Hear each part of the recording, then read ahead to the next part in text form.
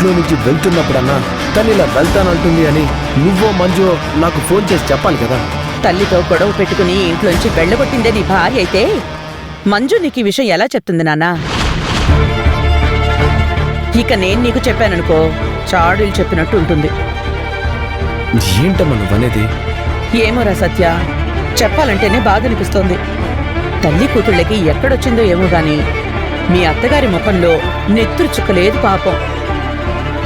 ఏ మీ అత్త మనకేమన్నా భారమా?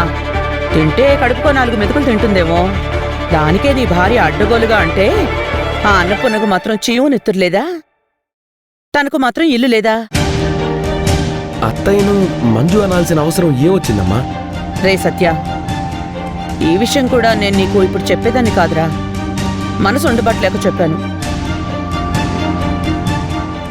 ఎందుకు వెళ్ళింది, ఏం గొడవ జరిగింది ఇక నన్ను అడగు. ఏదైనా అడగాలనుకుంటే నువ్వు నీ భార్య మంజుని అడుగు. మంజు,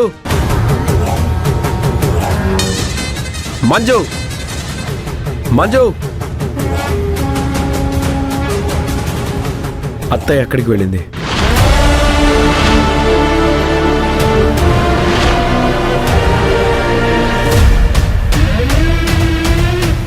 ఎందుకు తలదించుకున్నావు? మీ అమ్మ తనంతట తానే ఇంట్లో నుంచి వెళ్ళిపోయిందా? నువ్వు వెళ్ళగొట్టావా?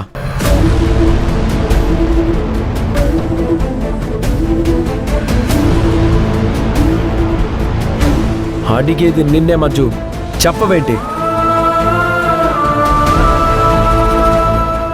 ఏం చెప్తుందిరా?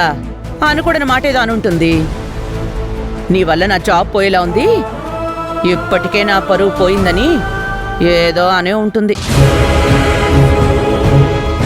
ఆ మాటకి తన మనసు చివుక్కుమని మీ అత్త వెళ్ళిపోయి ఉంటుంది. అమ్మ చెప్పేది నిజమా? ఆమె నీ కన్న తల్లి మంజు, ఆ విషయం మర్చిపోయి మాట్లాడతావా? ఒకవేళ అత్తయ్య ఏదో బాధలో ఉండి నిన్ను ఏదైనా అనుంటే నువ్వు అడ్జస్ట్ అవ్వాల్సింది పోయి ఆమెను ఇంట్లో నుంచి వెళ్ళిపోయేలా చేస్తావా? నేనేం అనలేదు సత్య గారు. ఏమి అనందే ఎందుకు వెళ్ళిపోతుంది?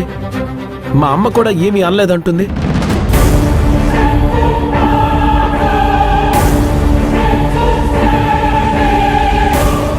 మంజు, ఆమె నాకు అత్త అయినా ఇంటికి తీసుకొచ్చుకున్నాను. కూతురు అయ్యి నువ్వు ఈ మాత్రం ఆలోచించలేకపోయావా? ఇది కరెక్ట్ కాదు మంజు. పోనీలే నాన్నా, కందకులేందురదా కత్తిపెట్టకెందుకు? కూతురైన మంజుకి లేని బాధ అల్లుడివైనా నీకెందుకు? ఊరుకో. నేను ఊరుకోనమ్మా.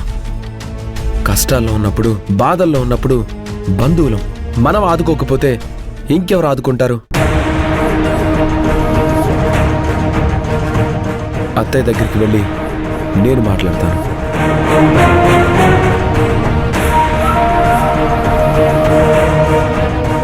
చూడు, కన్న తల్లిని ఇంట్లోంచి బయటికి పంపించిన కనికరం లేని కసాయిదానివని నా కొడుకు అనుకునేలా చేశాను. నా కొడుకు నీ మీదకి చాలా స్మూత్గా రెచ్చగొట్టాను. ఇక నా కొడుకు సత్యాన్ని నీ మీద స్లో పాయిజన్లా ప్రయోగిస్తాను. చూస్తూ ఉండు.